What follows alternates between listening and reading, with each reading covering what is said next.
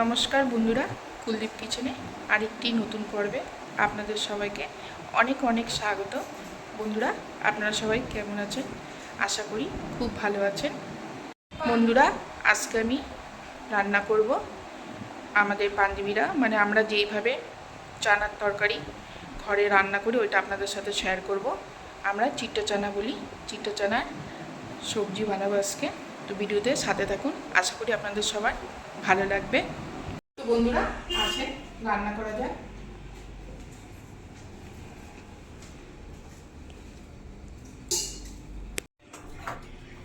বন্ধুরা, চানার জন্য যা যা মশলা লাগবে সব নিয়ে নিয়েছি। পেঁয়াজ কুচিয়ে নিয়েছি, আদা রসুন কাঁচা লঙ্কা, কুচনো আলু, আর এইদিকে চানা সেদ্ধ করে রেখে দিয়েছি। চিটে চানা এই যে খুব সুন্দরভাবে সেদ্ধ হয়ে গেছে। ডলার চানা বন্ধুরা, যেটাকে আপনারা মানে বাঙালিরা বলে কাউরি ছোলা, আমরা চিটে চানা বলি। ঘরে পাতা দই বন্ধুরা, এই গরমে দই ঘরেই পাতবেন আপনারা। এখন তো দই খাওয়া খুবই ভালো, প্যাকেট দই থেকে ঘরে পেতে খাওয়াটাই বেশি উপকার।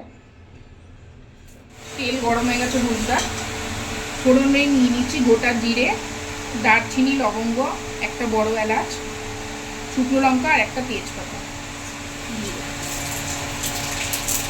পেঁয়াজটা দিয়ে দেবো।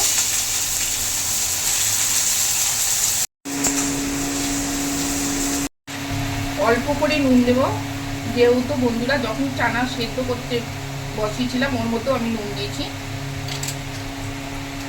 আর দেবো হলুদ। কুচনো আলুটা এখন দিয়ে দেবো, আর একটু ভাজা হবে আলুটা।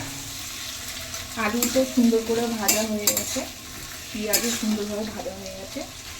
এখন আদা রসুন কাঁচা লঙ্কার পেস্টটা মিক্সার যেটা করেছিলাম এটা দিয়ে দেবো। মিক্সারে কাপটা ধোয়া জলটা দিয়ে দেবো, দিয়ে এখন মশলা ভালো করে কষাবো। আদা রসুন কাঁচা লঙ্কার গন্ধটা যত সময় ভালোভাবে না যায় কষাতেই থাকবো। জিরের গুঁড়ো, ধনের গুঁড়ো,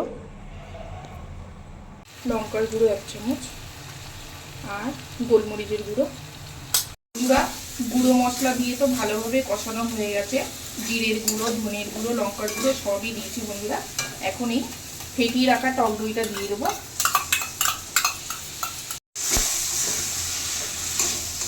অল্প একটু চিনি দিয়ে দেবো বন্ধুরা, যেহেতু টক দই দিয়েছি চিনি তো একটু দিতেই হবে।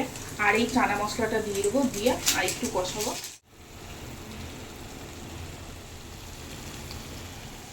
টমেটো কুচি দিয়ে দেবো বন্ধুরা। আজকে টমেটোর খোসা ছাড়িয়ে দিয়েছি, তাহলে আরো সুন্দরভাবে টমেটোটা মানে গলে তো যাবে তরকারির সাথে, আর মুখেও পড়বে না। মশলা খুব সুন্দরভাবে কষানো হয়ে গেছে বন্ধুরা। এবার সেদ্ধ করে রাখা চিটে চানাটা দিয়ে দেবো।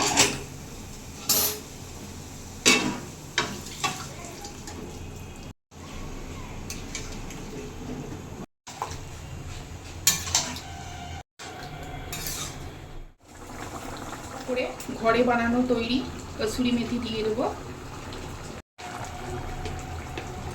আর ঘি দিয়ে দেবো, গরম মশলা।